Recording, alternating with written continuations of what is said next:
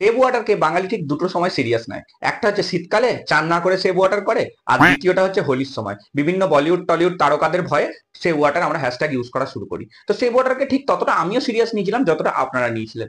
আমিও আজকে সকালে বেরিয়ে পড়েছিলাম বন্ধুদের সঙ্গে হোলি খেলতে।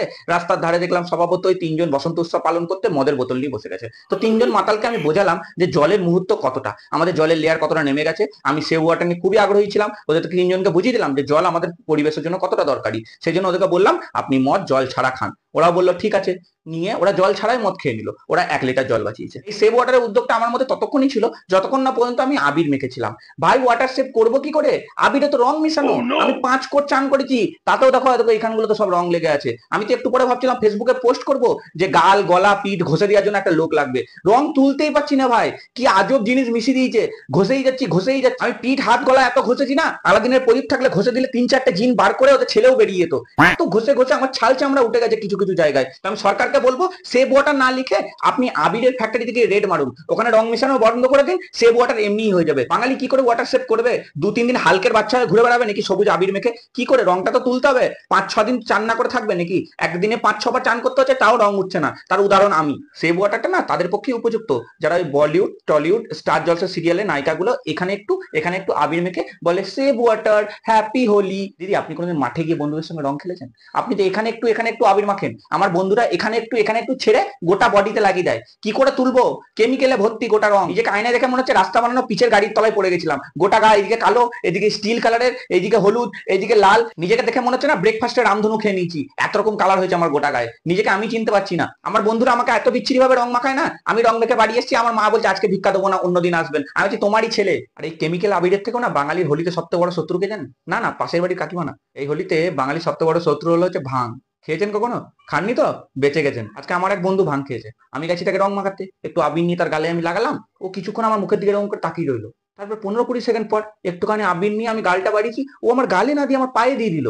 নিয়ে বলছে বাবা আমাকে যেন আশীর্বাদ করো, আমি যেন জীবনে উন্নতি করতে পারি। বলছি ভাই আমি তোর বাবা না, আমি তোর বন্ধু সুমিত। ও বিশ্বাসই করছে না।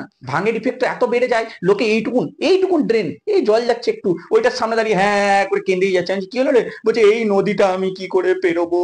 আজকে ভাই ওটা ড্রেন। বলছে না এটা গঙ্গা। আর ভাগ্যবশত ঠিক তখনই ওই ড্রেন দিয়ে একটা ছোট চিতি সাপ যাচ্ছে, বলছে দেখ দেখ হয়তো গঙ্গার তলা দিয়ে মেট্রো চলছে। হোলিতে বন্ধুদের সব থেকে বড় মিথ্যা কথা কি জানেন? ভাই একটুখানি লাগাবো, কিচ্ছু হবে না, আরে আবিরটা ভালো, একটা টিপ দি তোকে।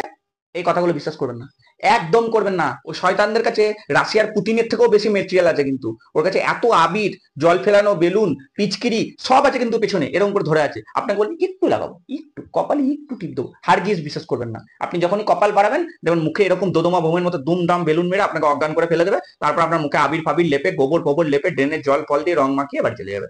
আপনি উনি চিৎ কথায় পড়ে থাকবেন। আর সব থেকে বেশি কেমিক্যাল থাকে কোন আবিরে জানেন? লাল আবিরে। সেটা সুযোগ নিচ্ছে সব থেকে বেশি কে জানেন? ক্লাস 9-এ যে মেয়েটা আছে তার বয়ফ্রেন্ড। সে তার স্মৃতিতে কখন টুক করে একটুখানি লাল আবির লাগিয়ে দিয়েছে, নিয়ে মেয়েটা তো দেখছে 3 দিন 4 দিন চলে গেল, আবির তো উঠছে না, গোটা গায়ে ছাল চামড়া উঠে যাচ্ছে, কিন্তু এই আবির তো উঠছে না, কিছুতেই উঠছে না। তার মানে আমার ভালোবাসা অনেক গভীর।